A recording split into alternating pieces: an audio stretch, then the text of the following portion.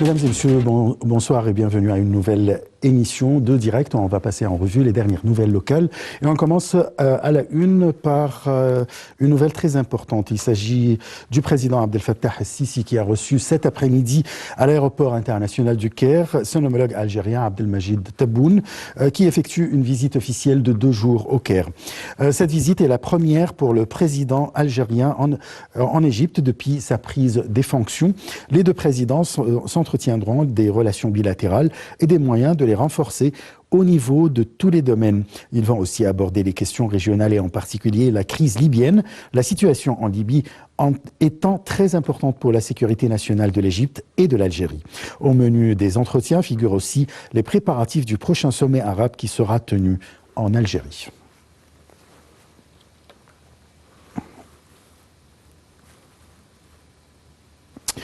Alors, pour discuter de ce sujet et de tous les sujets, nous avons le plaisir d'accueillir dans le studio Monsieur Ahmed El-Lessi Nancé. Vous êtes consultant international en gestion et en économie. Bonsoir. Bonsoir. Alors, l'importance de cette visite du président algérien, surtout avant le sommet arabe.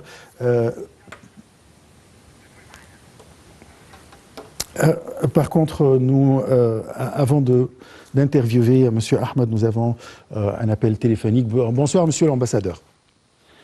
Bonsoir, cher ami. Alors, comme je viens de poser la question, l'importance de cette visite, surtout en préparation au sommet arabe qui sera tenu en Algérie, ou bien prévu en Algérie en mars prochain. Exactement.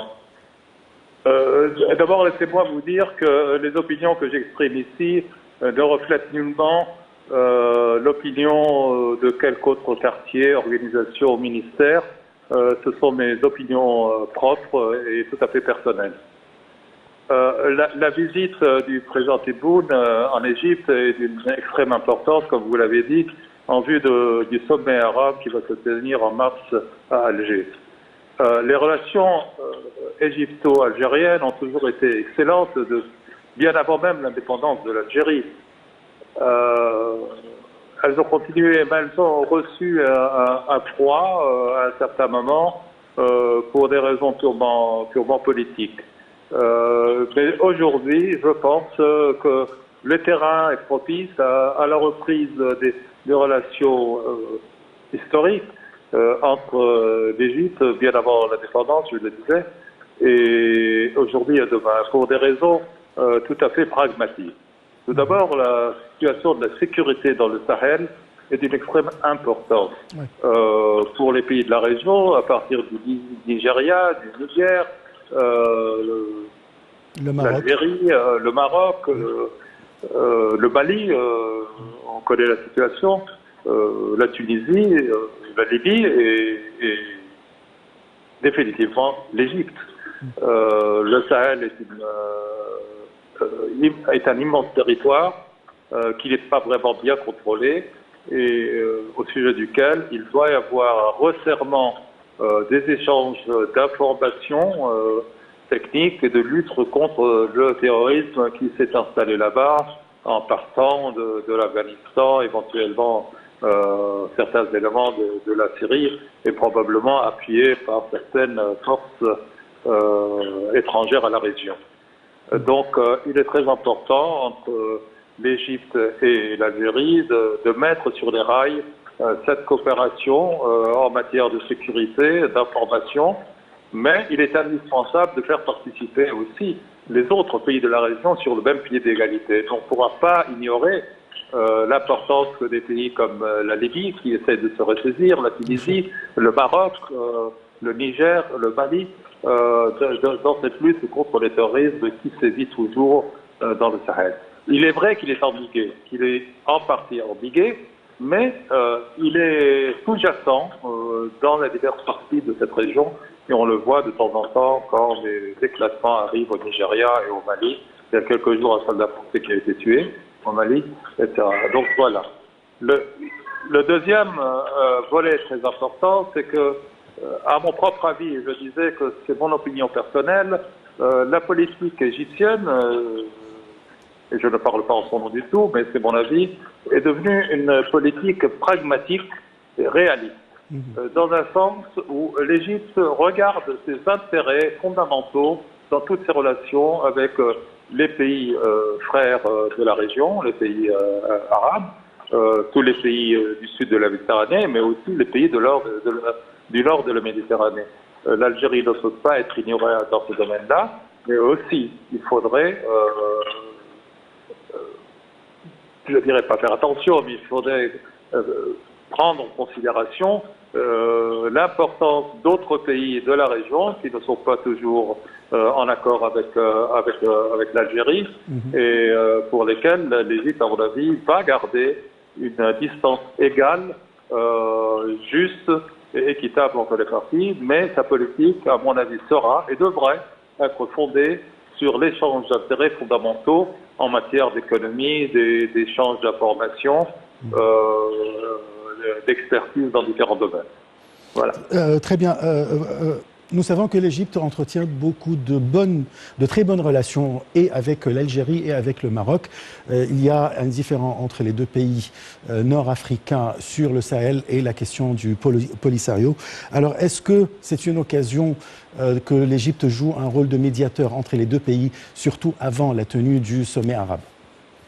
Regardez, j'ai servi comme représentant spécial du secrétaire général des Nations Unies pour le Sahara occidental et j'ai pu moi-même vérifier et toucher les réalités de la situation. L'ex-président Moubarak, par exemple, a fait une dizaine de voyages en Algérie et au Maroc pour essayer de concilier les différentes positions. Oui. Ça n'a pas réussi. Des dizaines... Jeff Becker, un ex-ministre des Affaires étrangères des États-Unis, a lui-même essayé pendant des années. Kofi Annan, ex-secrétaire général des Nations Unies, a lui-même tenté des interventions. Ça n'a jamais marché. La question, à mon avis, a des aspects différents, qui ne sont pas nécessairement des questions d'intérêt, d'échange, etc. Il y a des questions de principe, il y a des questions de concurrence sur le leadership de l'Afrique du Nord, ce qui entrave malheureusement la création de l'Union du Maghreb, oui. Qui serait un élément fondamental, essentiel pour le développement de la région. Oui. Mais malheureusement, je ne vois pas d'issue immédiate à la situation pour des raisons qui nous dépassent et pour lesquelles je n'aimerais pas entrer en discussion, car cela risquerait d'affecter les relations avec l'un ou l'autre des deux pays, ainsi que le Polisario, nous n'avons pas de relation avec eux. Non. Et l'Égypte gardera, à mon avis, une opinion, se gardera en réserve et ne devrait pas, à mon avis, intervenir dans ce conflit par une médiation, car des dizaines de médiations très sérieuses au plus haut niveau n'ont pas abouti. Je suis conscient que le ministère des Affaires étrangères et le chef d'État, M. Sisi, président Sisi, sont au courant de cette situation et ne tombons pas dans des pièges favorisant l'une ou l'autre des deux parties. Très bien. Je vous remercie beaucoup, Monsieur l'ambassadeur Hani Abdelaziz. Je vous remercie pour toutes ces explications. Alors, Monsieur Ahmed, Monsieur l'ambassadeur a expliqué quand même une partie ou bien l'importance de cette visite, mais si on parle de l'importance régionale, c'est-à-dire surtout que le nord de l'Afrique et il y a beaucoup d'événements, surtout en Libye par exemple, ce qui se passe, et puis avec la matière du terrorisme, etc. Que pensez-vous de l'importance de cette visite vis-à-vis de ces sujets? Je pense que c'est une très importante. Je pense que, si je ne me trompe pas, il y a presque 2 ans maintenant, à cause de Covid, qu'on n'a pas eu un sommet arabe. Oui. Donc, ça devient, après une période qui était dure sur dans plusieurs directions. Si on regarde très rapidement la région, on n'est pas la région des pays arabes, le nord de l'Afrique et le Moyen-Orient, donc on n'est pas dans une période très facile ces jours-ci. si on va se focaliser sur le nord de l'Afrique, l'Algérie, pour commencer avec, c'était le premier pays où le président Sisi a rendu visite comme sa première visite internationale. Moi, je me rappelle très bien parce que je vivais là-bas dans cette période, donc c'était en 2014. Ça est en train d'exprimer d'une façon ou l'autre l'importance des relations entre l'Égypte et l'Algérie. Notamment, les deux pays ont subi des défis terroristes qui se ressemblent énormément. Donc, on a lutté contre le terrorisme. Je pense que malheureusement, l'Égypte est un ou deux pas un peu plus avancé parce que l'Algérie vient de subir, il y a, je pense, quelques semaines ou quelques mois, 2 ou 3 attentats terroristes. Il y a... Et la situation en Algérie, ça n'a rien à voir avec sa situation dans les années 90. Non, absolument non. Ça, c'est une autre histoire complètement. C'est une autre histoire complètement. Le terroriste que l'Algérie est en train de combattre ces jours-ci, c'est des terroristes un peu à ce qu'on avait plus ou moins au Sinaï. Donc là, la coopération entre l'Égypte et l'Algérie, ça devient très très important pour qu'on aide nos confrères là-bas pour passer ou dépasser cette période. Notamment, l'histoire libyenne, comme son Excellence vient de dire, est un défi très important. Les deux pays, pour l'Égypte, on a 1200 kilomètres de frontières avec la Libye. Et pour l'Algérie, je ne suis pas sûr du chiffre, mais ce n'est pas très loin de ça, plus ou moins, c'est la même distance en frontière. La situation présente en Libye n'est pas acceptable. Les points de vue algériens et égyptiens presque se rassemblent bien, que la priorité en Libye, c'est d'avoir les élections. Elles étaient dues à prendre place le 24 décembre passé. Malheureusement, ça ne s'est pas passé. Et maintenant, on doit remettre le parcours pour les élections en rail une deuxième fois. Notamment que l'Égypte et l'Algérie sont tout à fait d'accord sur l'importance et l'exigence que tous les mercenaires et tous les forces étrangères doivent quitter la Libye. Oui. Et ça, ce qui a été agréé dans la conférence de Berlin, mais malheureusement, ça n'est pas encore fait jusqu'aujourd'hui. Et pour avoir des élections libres, qui peuvent vraiment exprimer la volonté du peuple libyen, c'est très important que toutes les forces étrangères quittent la Libye pour qu'on puisse avoir ce genre des élections. Et là, on est 100% sur la même page. Je pense que la situation, il y a pas mal de défis en Tunisie aussi. Donc je pense que ça va être notamment une des points de discussion. Et la situation du reste des pays arabes n'est pas la meilleure. Donc si on regarde l'Irak, la Syrie et maintenant le Liban qui vient se joindre... L'un des différends entre les pays arabes lors du sommet prochain, c'est la place ou bien le siège de la Syrie, le retour du siège de la Syrie dans la Ligue arabe. Est-ce que ça sera dans le menu de discussion entre les deux présidents? Je pense que, j'ai pas d'informations, mais je pense que ça doit être parce que qui représente la Syrie et comment la Syrie va être représentée, ça peut changer pas mal de choses. Donc c'est une question très très importante que je pense ça doit être sur la liste de discussion.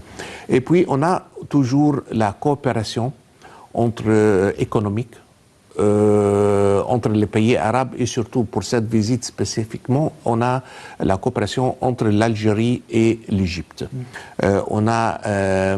L'Algérie est un pays qui est très riche en cash, mais elle a un trajet très long pour le développement. Et là, l'Égypte peut aider. On a déjà une présence très importante avec pas mal de sociétés privées. Là-bas, oui, voilà. Là-bas, surtout dans le domaine de construction. Et là, je pense qu'on peut vraiment prendre la coopération économique entre les deux pays dans la phase prochaine, si vous voulez. On peut continuer notre discussion sur cette visite après ce reportage marqué par la coordination et la concertation.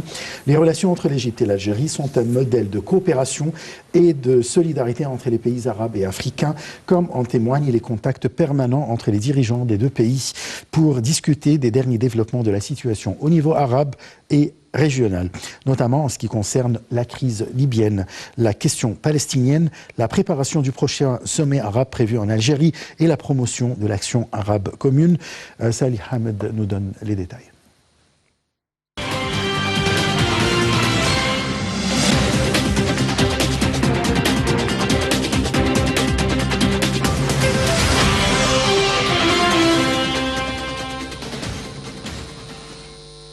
Marquée par la coordination et la concertation, les relations entre l'Égypte et l'Algérie sont un modèle de coopération et de solidarité entre les pays arabes et africains, comme en témoignent les contacts permanents entre les dirigeants des deux pays pour discuter des derniers développements de la situation au niveau arabe et régional, notamment en ce qui concerne la crise libyenne, la question palestinienne, la préparation du prochain sommet arabe prévu en Algérie et la promotion de l'action arabe commune.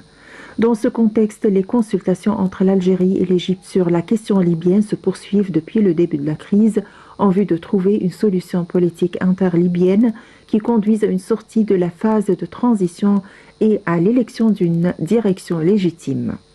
En marge du 8e séminaire de haut niveau sur la paix et la sécurité en Afrique tenu en décembre dernier à Oran, la vice-ministre des Affaires étrangères d'Égypte, chargée des organisations africaines, avait affirmé que le rôle de l'Algérie, un pays respecté et sa voix entendue au sein de l'Union africaine, est très important, fondé sur une vision claire et nette. Les relations historiques égypto-algériennes, de par leur profondeur arabe et dimension africaine, se sont hissées ces dernières années à un niveau qui reflète le poids des deux pays au plan arabe et africain, comme en témoigne la dynamique des concertations entre les directions des deux pays. Pour rappel, la première visite du président Abdel Fattah el-Sisi après son accession au pouvoir en juillet 2014 était en Algérie, un geste reflétant la profondeur des relations qui lient les deux pays et les deux peuples frères. Lors de cette visite, le président el-Sisi avait affirmé l'existence de relations stratégiques communes entre l'Algérie et l'Égypte, outre plusieurs questions qui nécessitent un travail commun.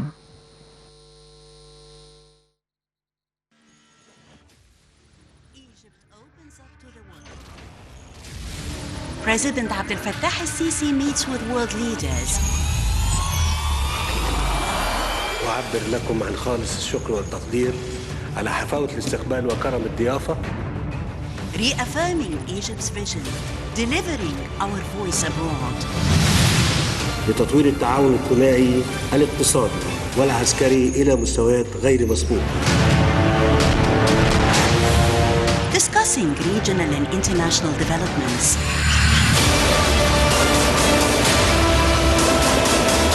Solid and strong relations on the path of partnership and development.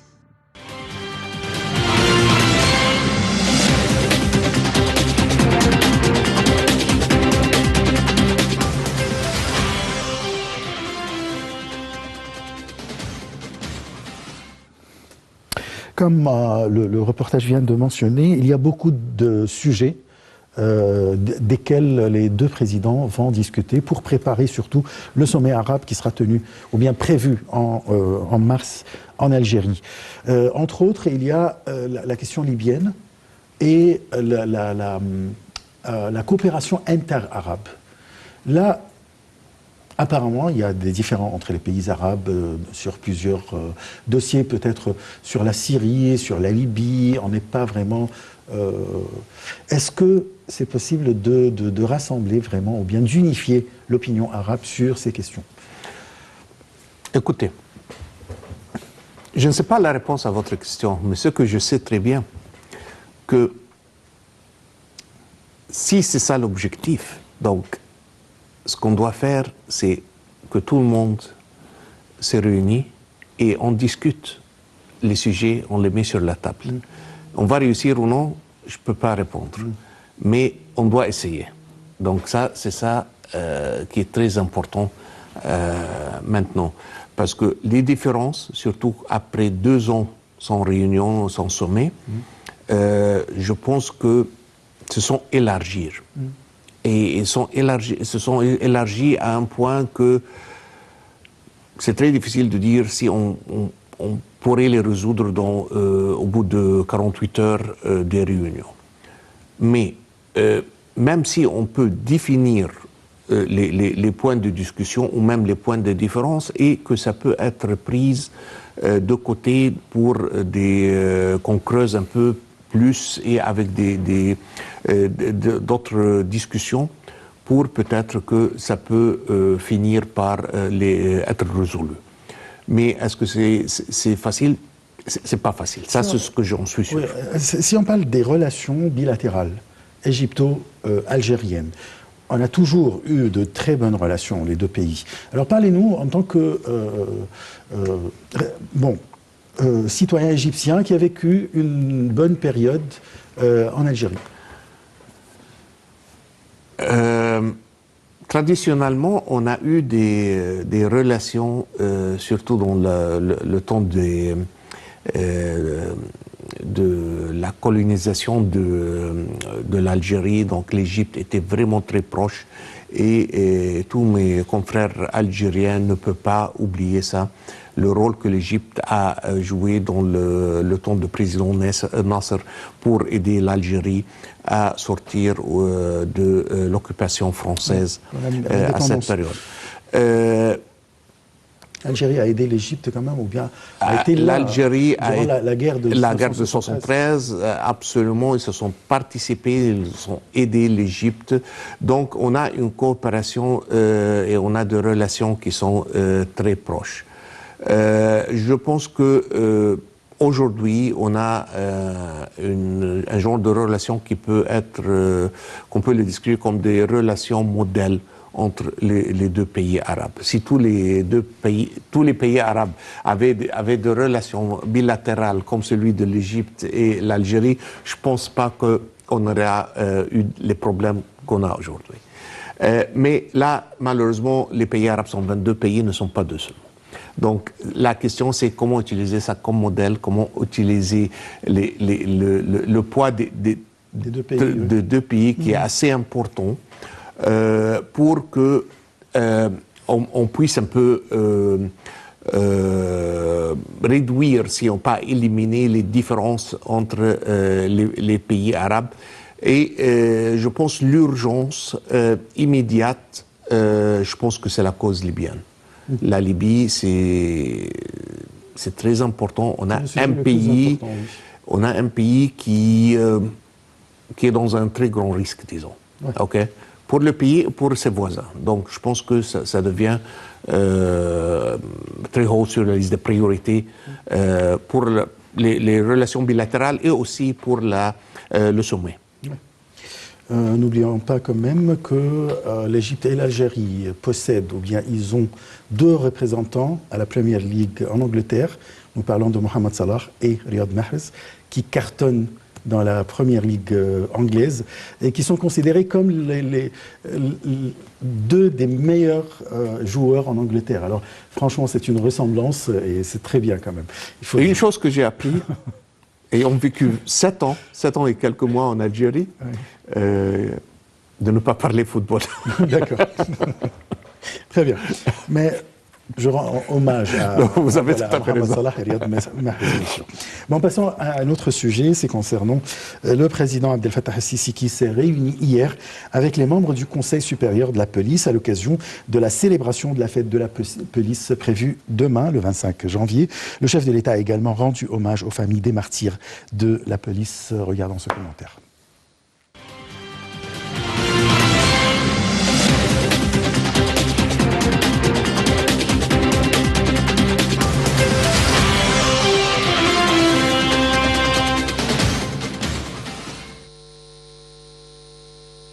À l'occasion de la célébration de la fête de la police, le président Abdel Fattah el-Sisi a prononcé hier un discours dans lequel il a déclaré que le 25 janvier est le jour de la fierté et de la dignité nationale qui nous rappelle d'un souvenir cher et précieux dans le cœur et la conscience de chaque Égyptien.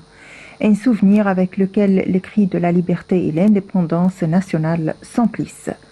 Ce jour-là, en 1952, il y avait une avant-garde d'honorables fils d'Égypte à une date avec la gloire qui a immortalisé leur héroïsme dans la mémoire nationale dont les générations égyptiennes les imitent et s'en vantent comme le prouvent ce jour-là les policiers égyptiens que la défense des patries ne dépend pas de la possession des outils et du matériel. Cela dépend plutôt de l'étendue de la foi et de la croyance enracinée dans les esprits des hommes. Le président Al-Sisi a déclaré que l'objectif suprême de l'État est de préserver sa survie et de garder la sécurité et la sûreté de ses citoyens. Cela ne se fera pas sans la présence d'une police nationale bien consciente de la nature de sa mission. Le rôle de nos fils des policiers à lutter contre le terrorisme est la meilleure preuve que la source de cette nation n'a jamais épuisé. Sa bande terre est toujours généreuse sur laquelle vivent des hommes qui connaissent la valeur de l'appartenance à la nation. Un salut d'appréciation et de fierté aux âmes des martyrs qui ont choisi l'éternité au paradis plutôt que de rester sur terre et à leurs familles qui ont souffert et endurer leur séparation afin de garder l'Égypte la tête en haut. Le président de la République a déclaré qu'il ne manque pas non plus aujourd'hui de saluer tous les Égyptiens de la révolution du 25 janvier qui a exprimé l'aspiration des Égyptiens à construire un nouveau futur pour cette patrie où tout le peuple jouisse d'une vie décente. Nous avons encore un long chemin à parcourir. Ce qui a été réalisé au niveau économique n'est qu'une étape sur la voie de la construction de l'avenir que nous cherchons à consolider les bases de sa stabilité pour construire la nouvelle République qui préserve la dignité du citoyen égyptien en lui fournissant les meilleurs moyens de vivre.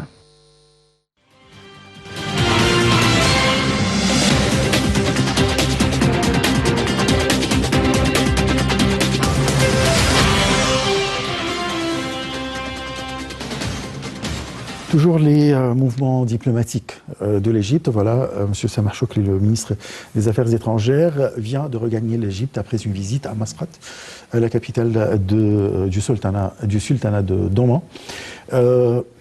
Beaucoup de dossiers entre les deux pays, frères, très amis, etc., avec de très bonnes relations durant toute l'histoire.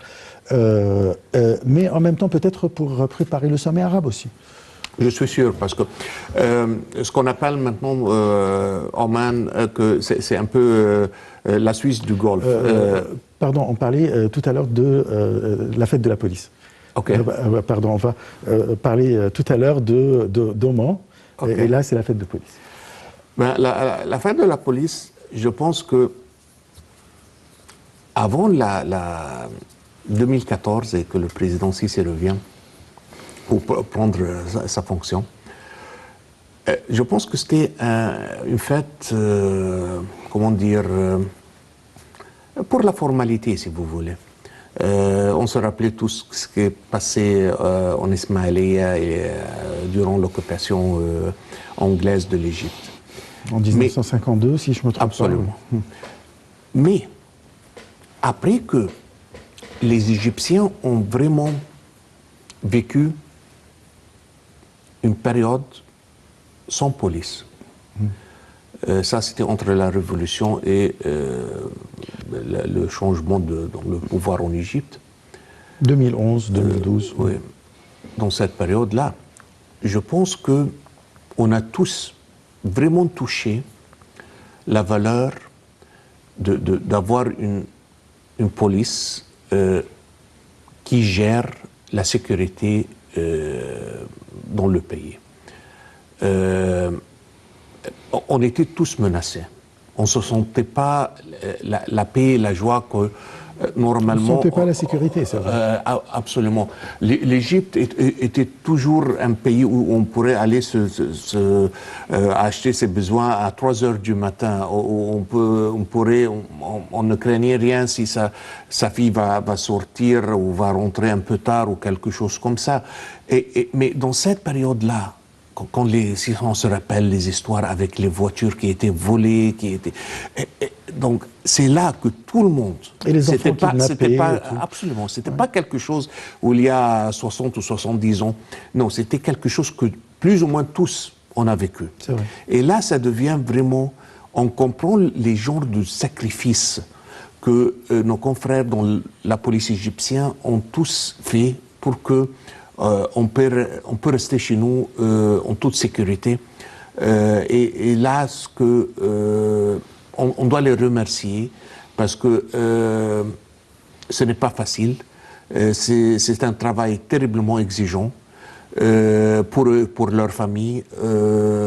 Et il y en a aussi simplement qui perdent leur vie, qui deviennent des martyrs, lorsqu'ils sont en train de nous défendre pour qu'on puisse avoir une vie sécurisée. Et l'autre dimension, si le plus grand défi de l'Égypte, c'est un défi économique, on ne peut pas imaginer un développement économique qui n'est pas soutenu par une situation sécuritaire qui est robuste. Parce que si un investisseur ou une société va venir s'installer en Égypte, numéro 1 et 2 et 3, c'est comment ils vont être sécurisés. Si ce n'est pas le cas, personne ne va venir investir en Bien Égypte. sûr. Donc, je pense que la fête de la police en Égypte maintenant a pris une dimension tout à fait réaliste. Et ça veut dire beaucoup de choses pour le peuple égyptien. Oui, mais il faut mentionner aussi un travail dur, très important, qui nous a protégés du terrorisme. Alors le rôle de la police dans le combat contre les terroristes, surtout dans le Sinaï. Écoutez, on a le terrorisme, on a les drogues, on a la police est vraiment dans plusieurs domaines que sans eux, je pense que notre vie, notre enfants, notre petits-enfants auraient été dans un risque énorme dans plusieurs dimensions. C'est vrai. Donc l'économie, c'est un peu partout. Donc ils sont vraiment essayent de faire un super travail dans plusieurs dimensions. Et notamment le terrorisme, bien sûr. Bien sûr. Alors, nous demandons la paix et pour les âmes des martyrs de la police, qu'on a vraiment perdu durant les dernières années dans Sinaï et ailleurs en faisant leur devoir. Je passe à un autre sujet, surtout on revient pour les relations égypto-arabes et le ministre égyptien des Affaires étrangères, Sameh Choukri, qui a regagné le Caire en provenance de Masqat, où il s'est rendu samedi pour présider la partie égyptienne, participant à la 15e session du comité égypto-omanais. Le chef de la diplomatie a examiné avec de hauts responsables omanais les moyens de distinguer entre les deux pays nombre de questions arabes et de dossiers régionaux et internationaux d'intérêt commun. Regardons ce reportage.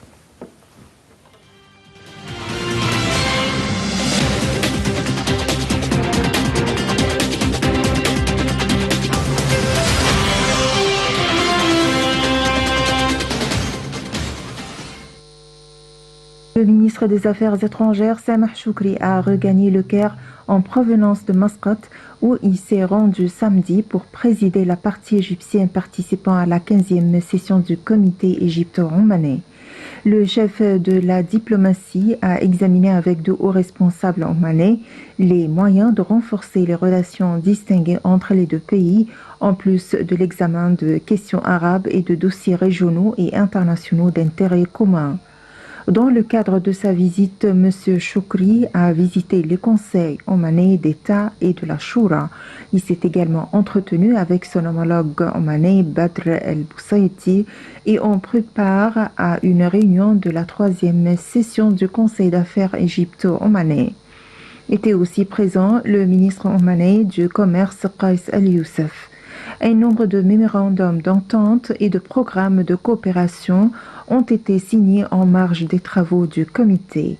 M. Choukri a également assisté à l'ouverture de la 3e édition du Conseil d'affaires égypto-omanais. M. Choukri a assisté avant de quitter la capitale omanaise, Masqat, à l'inauguration du nouveau siège du club de la diaspora égyptienne au Sultanat d'Oman.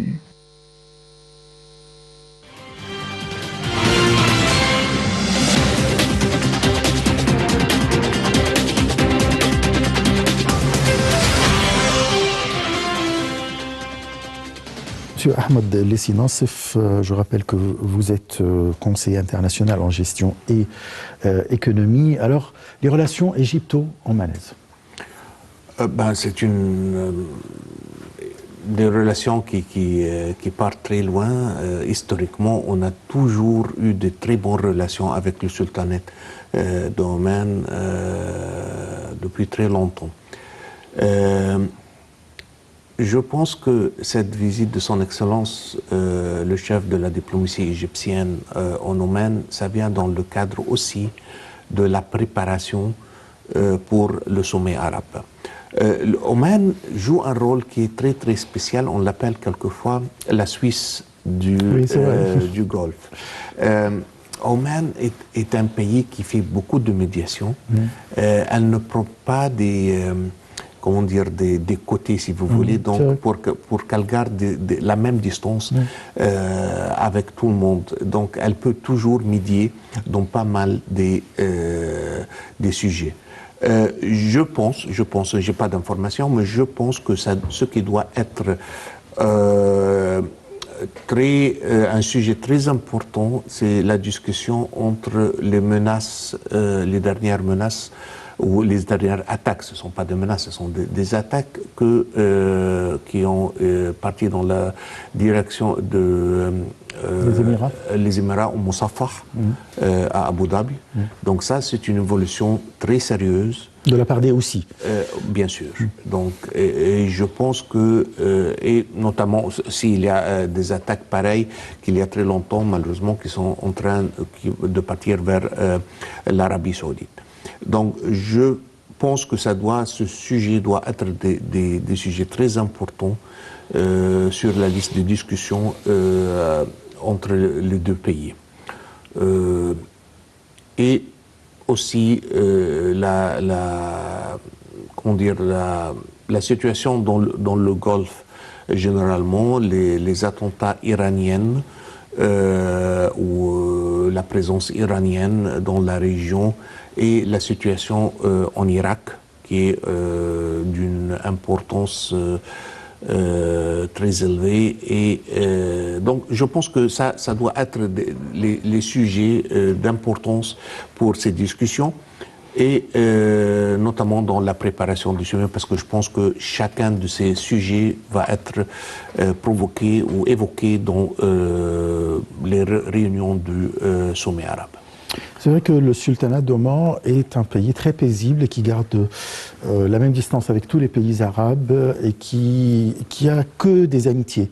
Alors comment le sultanat peut jouer un rôle pour rapprocher les points de vue de tous les pays arabes sur les questions de différence?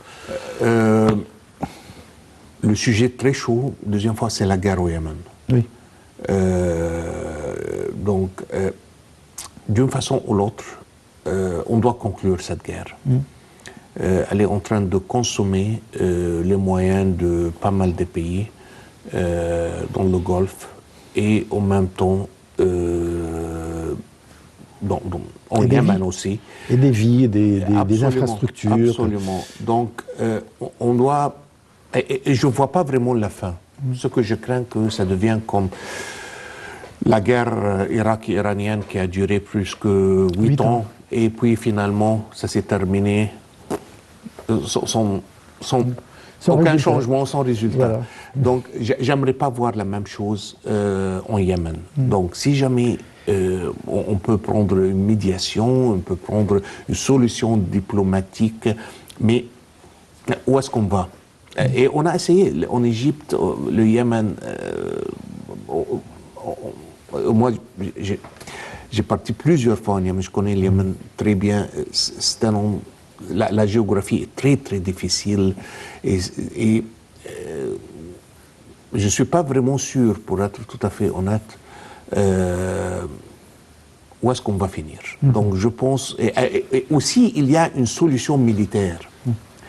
Est-ce qu'il y a une solution militaire pour que se passe en Yémen?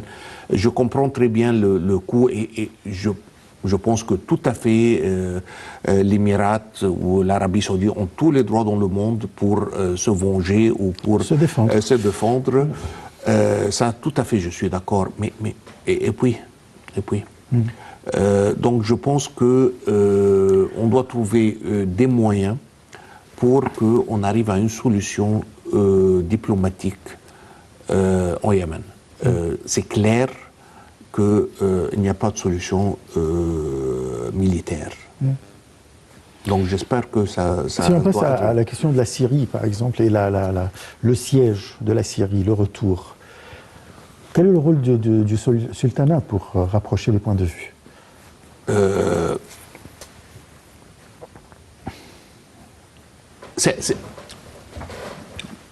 C'est pas aussi facile cette question parce que on doit se demander avant où est-ce qu'est la Syrie, la loyauté de la Syrie. Est-ce que c'est pour le contexte arabe ou pour les relations iraniennes? Donc là, je pense que les Syriens ont une question très importante à répondre. Je pense que Oman ayant de très bonnes relations avec l'Iran et ainsi avec la Syrie et la plupart ou presque tous les pays arabes, y compris l'Arabie Saoudite, les Émirats arabes unis. Absolument. Donc je pense elle est la meilleure placée pour jouer ce rôle de médiation. Mais on a vu l'initiative de Mohammed bin Zayed quand il est allé visiter la Syrie il y a quelques semaines. Donc il y a une évolution. Et ce qui est très important à noter, que le rôle américain a changé un peu dans la région après la dernière, le changement d'administration américaine. L'arrivée de Biden, oui. Donc là, on doit un peu se demander, et puis quoi, toujours en Syrie. Ça reste la question. On ne peut pas oublier ce qui se passe en Liban. Le Liban est dans un... C'est instable jusqu'à maintenant. Mais la situation est vraiment très fragile, vraiment très fragile. Je vois que Saad al-Hariri, aujourd'hui, si je ne me trompe pas, a annoncé qu'il n'a plus aucun intérêt de poursuivre n'importe quel rôle politique. Ce que je vois qui est en train de se passer dans l'économie, c'est une chute libre pour l'économie. L'économie a reculé. Je pense qu'on est maintenant à un GDP de moins de 20 milliards de dollars. Le taux de change a flambé. Donc, je pense pas. C'est pour ça que je dis que c'est une situation très fragile, parce que quand on a une catastrophe économique, ça va aboutir de quelque chose dans des autres directions. Donc aussi, ça doit être un sujet très important. Nous avons 1 minute pour la fin de notre émission. Je veux parler des relations entre l'Égypte et le sultanat d'Oman dans les différents domaines, mais en 2 mots. Ben, on voit depuis lors du sultan Qaboos et puis le nouveau sultan que l'Égypte était toujours très proche avec le sultanat d'Oman. Je pense que l'Oman aussi, une deuxième fois, a joué un rôle entre Qatar et les 4 pays, c'était l'Égypte, l'Arabie, Bahreïn. Quand ils ont eu le boycott, je pense que Oman a joué un rôle très important, très positivement, pour rétablir les relations entre les pays. Donc, le sultanat est toujours un médiateur de paix et un vrai frère pour l'Égypte. Absolument. Je vous remercie beaucoup, M. Ahmed El-Lessi Nansef. Vous êtes consultant international en gestion et en économie. Je vous remercie beaucoup. On se donne un rendez-vous demain avec une nouvelle édition de Direct. Très bonne soirée. Au revoir.